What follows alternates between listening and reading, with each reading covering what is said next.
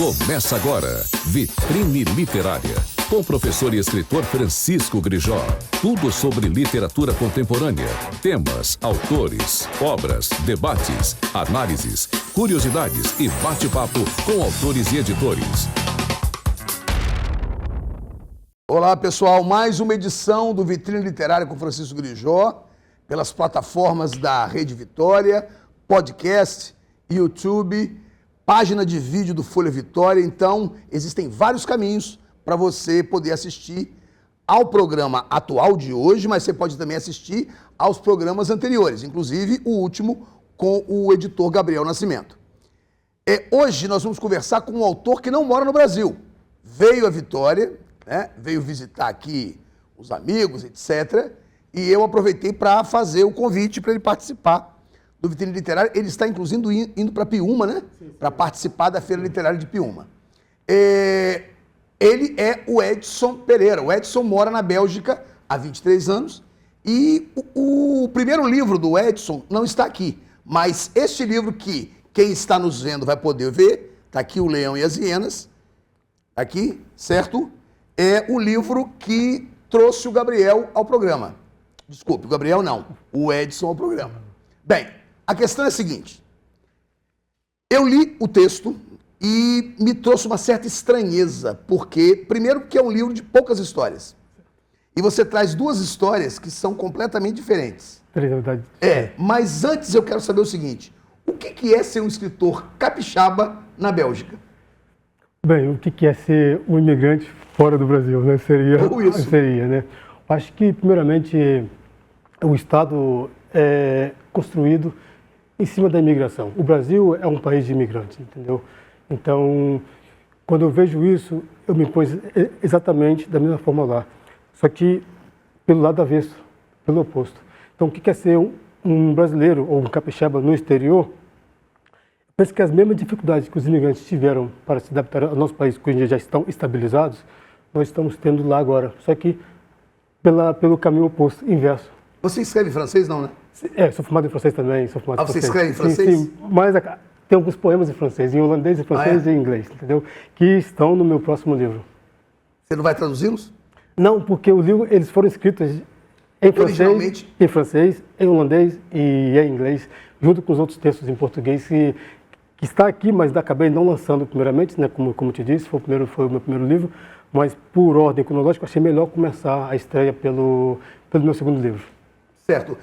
Quando eu li O Leão e as Hienas, o primeiro texto me chamou a atenção pelo seguinte, você começa com a narração de duas pessoas conversando, certo. E uma delas, para poder dar um exemplo para a outra, resolve contar uma história, certo. Uma fábula, porque ela traz a figura de animais. Eu não diria uma fábula. Não é exatamente uma fábula, certo. Não é uma fábula tradicional.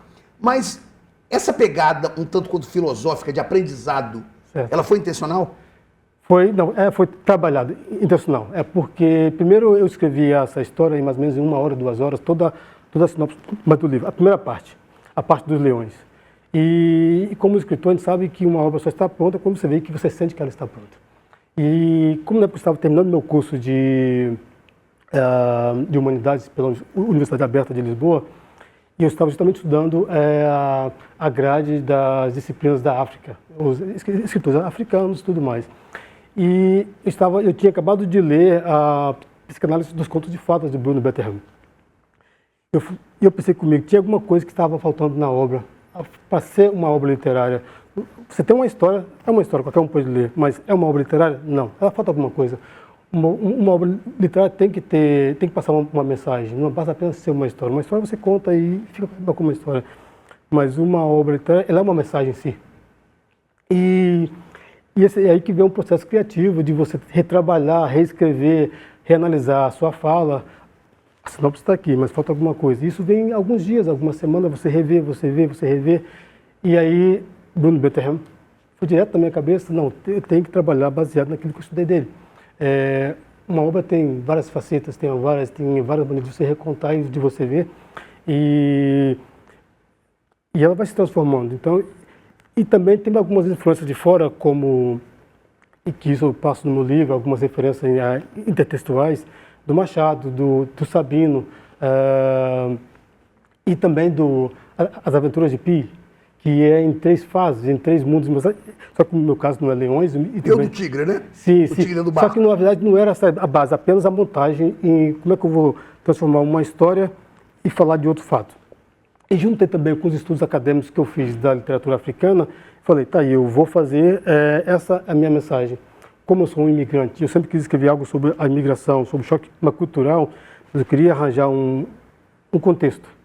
Ter o meu contexto, ter a minha história, e ter minha montagem, e ter minha narrativa. Agora eu vou montar todo o livro. Mas o que me pareceu, claro que isso aí é a visão de um leitor, Certo. né? O que me pareceu foi que você fez um questionamento sobre Humanístico. colonização. Sim, sim. É? Que era essa base. Um leão chega Chega. a um local que não é dele, Sim. e ele diz, eu vou tomar isso aqui. E, claro, vai sempre haver uma reação, Sim, não dos importa qual locais, seja. dos locais. Seja ela de desorganização, seja ela de rebeldia. Sim, Mas por quê? Por que usar esse clichê? Você usou um clichê. O clichê do rei dos animais Certo? e o clichê das hienas, né? Certo. Esse uso foi também intencional? Foi intencional, foi. Porque, se você reparar bem, leões e hienas estão sempre juntos. É? Tanto no continente africano, você vai achar os 2 grupos selvagem, no ambiente selvagem. Só na África e na Índia, quer dizer, na Ásia, né? Você não vai achar lugar nenhum. Você vai achar felinos, no caso, por todo mundo, entendeu? Mas leões e hienas só no continente africano e só justamente na Ásia, na Índia, entre o Bangladesh, alguma coisa ali assim. E o mesmo processo evolutivo das hienas do leão é o único. No caso, eles vêm de uma mesma linhagem evolutiva que tem o mesmo animal em comum. No caso, um foi para... A hiena não é um canídeo? Não é. Não é? Não é. A hiena parece um cachorro. Não, pois é, mas não é. No caso, os leões de um animal, que eu me esqueci, no caso, a base deles, um evoluiu para os felidais, no caso, os grandes gatos, e outros evoluíram para os hienadais. Então, para o grupo das hienas, que são 6, alguma coisa Rapaz, assim. eu estou sabendo agora. Eu sempre imaginei que hiena fosse um canídeo. Foi justamente essa montagem que eu fiz toda, e eu falei, como nós seres humanos, nós temos uma mesma linhagem, evoluímos culturalmente para grupos distintos e nos combatemos no mesmo território. Agora faz um certo sentido para mim. E nos combatemos no mesmo território. Eu não tinha essa leitura. Culturalmente, eu sei que porque é complicado de você pegar. Você pega a história, você se delicia na história, mas tem muita, talvez, metáfora, muitos contextos na história, que só explicando mesmo, entendeu? Certo, mas aí que tá. Você escreve para o leitor, um leitor comum. Eu escrevo literatura. Você escreve literatura. Sim. Lê, o que vai ler você, ele pode ser um leitor exigente, pode ser um leitor bissexto, para mim é um leitor comum. O leitor comum é essa figura. Eu sou um leitor comum. Ao ler o seu texto, principalmente esse texto, ele me pareceu um texto que quisesse trazer uma moral. Uma mensagem. Como as fábulas trazem. Uma mensagem. Eu acho que uma mensagem ou uma moral? Uma mensagem. Não uma moral, uma mensagem. Essa mensagem, essa ideia de trazer uma mensagem, você não acha que ela é um tanto quanto desatualizada no que diz respeito à literatura atual? Não. No sentido anacrônica. Sim. Nenhum juízo de valor aí. Certo. Eu gostei muito da história. Certo. Assim, a gente não vê mais a ideia de uma mensagem ao final de um texto. Pois é. Voltando à sua pergunta anterior, como é que é viver fora como imigrante? Justamente essa mensagem. Talvez vivemos num momento onde há muitos choques de ideias, né? Choques culturais. O livro traz justamente essa pegada. Que, na verdade, esse choque de ideia é choque de cultura. Tanto como imigrante, como pessoas comuns, como você vê na televisão, na mídia.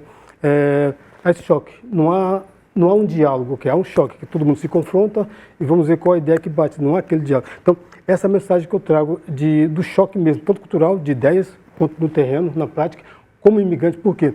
Vivendo na Bélgica, que é um país, ainda que seja muito dividido do norte, os neerlandês, holandês, que não existe a palavra holandês, assim, que o país não é holandês, e o sul francofone, essa linha divisória no país, que tem que ter a mesma quantidade do norte, tem que ter a mesma quantidade do sul de províncias, e aí são os detalhes.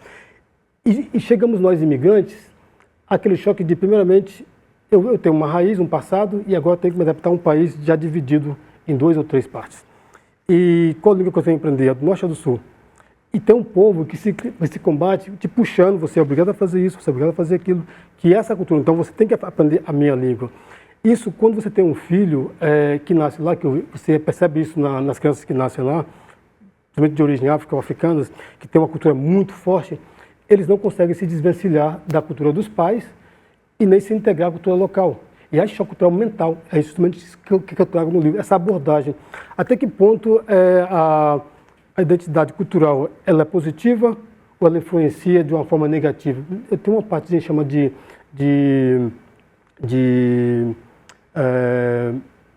raízes culturais não sei ervas daninhas, mas qual parte da nossa cultura ela pode danificar ou ela pode nos construir?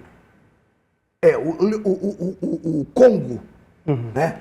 O antigo primeiro Congo, depois Zaire, depois virou Congo, né? Sim. O Congo foi uma vítima de Leopoldo II. Sim. Uma vítima do poder belga, né? Ele sem vergonha dessa parte, tá? Ele reduziu a população da Bélgica, a população do Congo, a níveis absurdos. Uma crueldade que talvez... Sem dúvida. Escritores negros, não só imigrantes, mas escritores negros belgas, eles têm uma facilidade de publicação lá? É justamente aí que vem a questão. Pelo menos na Bélgica, eu vejo em várias partes da Europa, o belga ou o francês, ou o que seja, se ele tiver uma origem africana ou africana, ele tem dificuldade em se entender como o país que ele nasceu. Ele tem essa origem muito forte, muito mais forte que o negro brasileiro. E ainda que ele tenha nascido lá, ele diz que ele é belga, por dizer, mas na verdade ele se considera muito mais africano do que um belga, entendeu? Então, e eles combatem muito isso. Eles tentam puxar, no caso, dialogar até que ponto o Estado belga é obrigado a indenizar culturalmente ou financeiramente a destruição que as colônias sofreram, no caso, na África. Há esse debate. Você escreveu isso e você tem como última história, uma história de ficção científica. Pois é, que é bem... Olha só, nós temos poucos autores aqui no Espírito Santo que fazem ficção científica, né? Esteve aqui um autor chamado Rodolfo Neves, que morou em Vitória há muito tempo, mas hoje mora em Recife. E quando ele veio a Vitória, eu aproveitei e pedi que ele viesse ao programa. E ele tem livros e tem quadrinhos, inclusive, sobre ficção científica. E um questionamento que eu fiz a ele, e vou fazer a você também, é o seguinte. Escrever sobre ficção científica implica você conhecer ciência. Sim, ou analisar o futuro. Certo? Por quê? Fazer ficção científica sem conhecer ciência faz com que o texto fique frouxo. Certo. Você escreveu um texto que é uma homenagem, a meu ver, a Asimov. E você não levou em conta as 3 leis da robótica. Não levou. Não levei.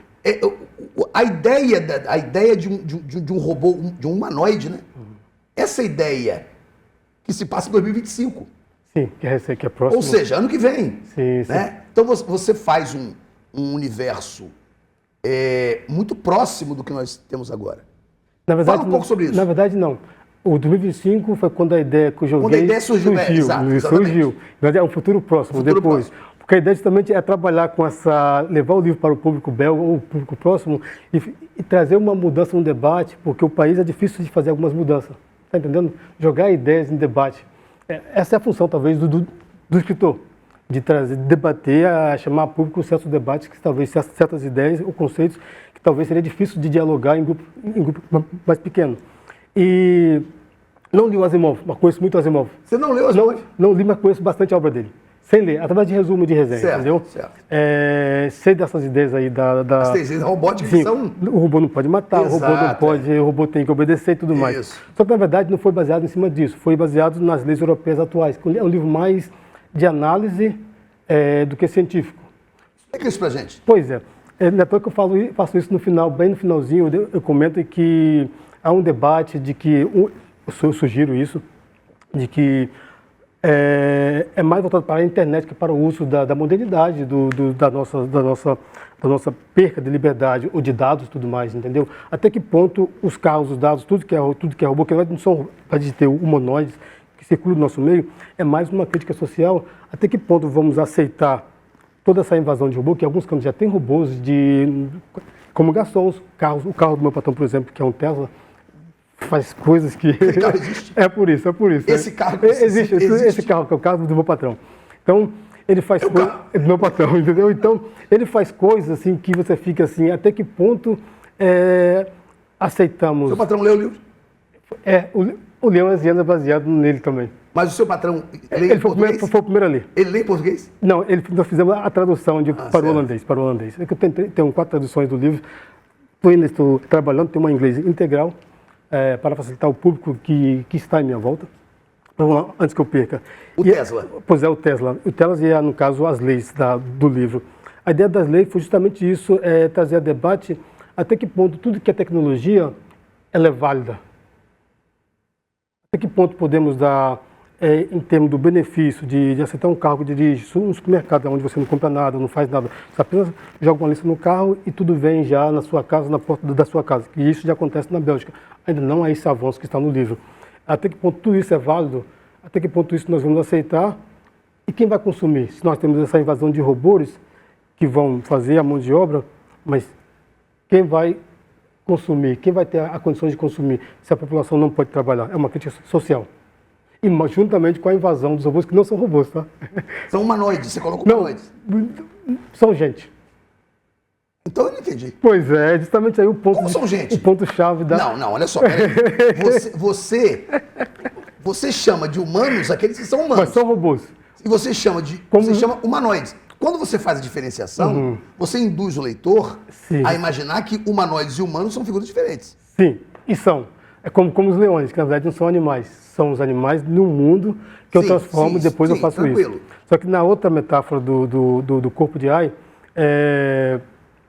eu não faço em 3 dimensões, mas crio uma linguagem única e vou passando. Eu faço uso a partir do momento em que os robôs representam essa invasão de imigrantes que chegam e que são desprezados pela população, mas que precisa da mão de obra, mas que a população local, aí vem a sua resposta do começo do texto, que não aceita. A sua perspectiva, o seu ponto de vista é sempre o seu, do imigrante. Sim, todo. O livro todo é baseado em imigrante, né? São só 3 contos, não podia ser mais nem menos. Por quê? O termo da movimentação humana se divide em 3 termos, o migrar, o emigrar e o imigrar. Justamente cada conto representa essa parte. Sim. Cada um desses termos, não vou dizer qual é, vai do leitor decidir. O que chega, o que vai de um país para outro, na verdade isso é mais a parte política, ou o migrar, que é entre regiões ou dentro de uma região, e de quem chega, que é o emigrar. Cada conto representa justamente um desses termos.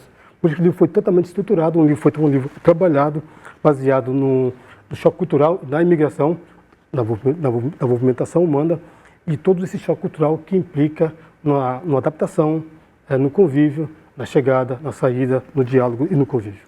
Me pareceu muito irônico o primeiro conto, já que o opressor, que é o leão, ele se dá mal. Na verdade, não. Não, ele chega para expandir o seu território. Sim. E a resistência não é uma resistência organizada.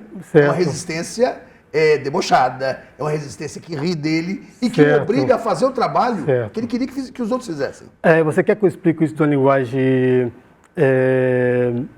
sem dar spoilers? Faça como você quiser. Tá bom, então. A estrela aqui é você. Você fala o que você quiser. Na verdade, como eu ouvi essa história na cozinha, e eu disse, essa é uma história que deve ser contada e recontada como literatura. O livro não é uma biografia. Ainda que a literatura tenha fatos biográficos, tenha contexto da realidade, nós usamos a realidade para falar, para traduzir em literatura. O leão representa apenas o homem branco, né? Mas no caso do homem branco, não é o homem branco mau, é o homem branco, vamos dizer assim, conquistador. Porque, na verdade... Mas conquistador a que preço? Se você analisar de uma forma como um empresário, como entrepreneur, na verdade ele não foi com a ideia de colonizar, apesar do leão ser colonizador, mas como você é empresário, você chega de um país, a sua ideia é conquistar um mercado. É claro que quando você traduz isso em termos de colônia, que foi o meu caso que eu traduzi para a colônia, você tem 2 visões, então vai do leitor interpretar com a visão dele. Mas a minha visão foi o seguinte, colocar uma pessoa que tinha uma ambição de ter uma empresa no país que seja da colônia, que seja uma empresa comum, tinha uma ideia, põe em prática essa ideia, mas baseado no passado difícil que tiveram as colônias africanas, como eu estudei, e o Brasil também, tivemos a dificuldade disso também, da adaptação, tanto do homem branco que queria colonizar. Primeiro os índios fugiram, não queriam nada com nada, depois vieram os negros, foram mais fáceis, foram pegando e começou tudo isso.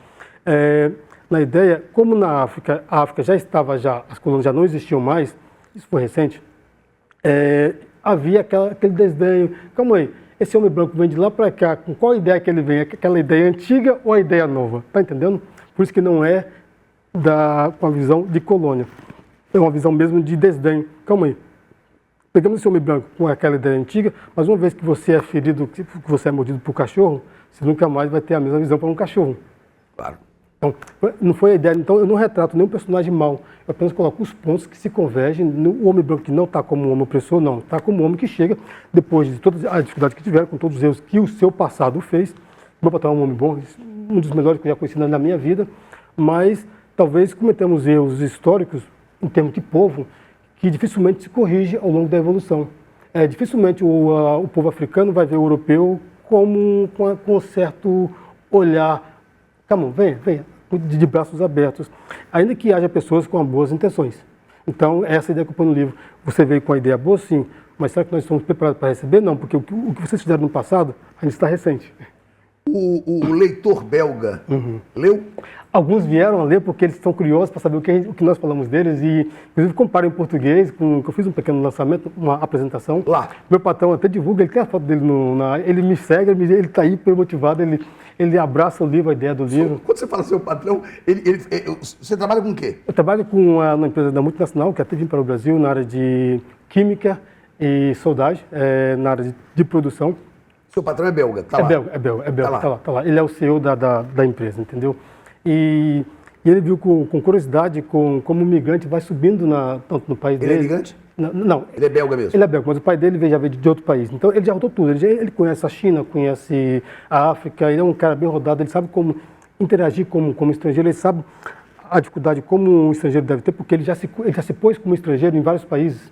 Ele sabe que a chegada de um estrangeiro no país e viver não é fácil. Essa é a ideia também que eu passo, porque ele teve as suas dificuldades. Quando ele colocou essa empresa, tentou abrir essa empresa na África, ele queria realmente abrir, tinha uma ideia boa, e eu coloco isso no livro. Mas, porém, o momento não era propício. Por quê? Depois que as colônias africanas, os países tentaram se separar ou ganhar sua independência, foram anos, não foi isso da noite para o dia. E mesmo os países que conseguiram as suas, digamos, liberdades, mas talvez política, mas não econômica, ainda havia os desdenhos, a dificuldade de adaptação. Houve muitos imigrantes europeus que foram para lá, para poder tentar nova vida, quer dizer, novos terrenos. Mas o passado recente não deixava uma boa integração. Isso eu tenho passado. Isso você entende lendo livros, conversando com as pessoas, estudando, conversando com africanos e também fazendo o curso que eu fiz, no caso na área de humanidades. Eu tentei interagir todo esse processo da vida que eu levei, de tudo que eu vi, ouvindo. Falei, acho que o mesmo choque cultural que um africano tem, eu tenho certeza que o europeu vai ter também, vindo para um outro país também. Então, isso é uma tendência, independentemente do passado colonial, tanto do opressor quanto do oprimido, alguém sofre. Os dois sofrem, alguém sofre. Então, não é à toa que não há apontar o dedo no livro, não aponto o dedo no livro, apenas coloco os fatos, como ocorre, na minha visão como imigrante, que eu vejo isso, e tentei adaptar tudo isso que eu aprendi. Perfeito. Quem quiser comprar seu livro, faz como? Para adquirir o Leão e as Hienas. Pode ser comigo pelo Instagram, já consegui alguns pontos de venda na livraria de leitura, da Praia da Costa e de Vila Velha. Já pode comprar, já pode adquirir. Ou pela internet, né, no caso pelo site da editora, que é a primeiro capítulo, ou da IP das Letras, ou só digitar o título na internet, que está em tudo, está em todos os sites do mundo. Beleza, obrigado, muito obrigado. Eu que agradeço a vocês, toda a equipe aí, pelas portas abertas. Valeu, ótimo papo. Espero que seja um sucesso, cara. Muito obrigado. Inclusive está na lista do Oceanos, né? Sim. Pessoal, mais um papo aqui com o Edson, um papo muito agradável sobre literatura, sobre o que é ser um brasileiro fora do Brasil e escrever em várias línguas o mesmo livro. Um grande abraço a todos, semana que vem a gente se encontra. Valeu! Você ouviu Vitrine Literária. com o professor e escritor Francisco Grijó. Tudo sobre literatura contemporânea, temas, autores, obras, debates, análises, curiosidades e bate-papo com autores e editores.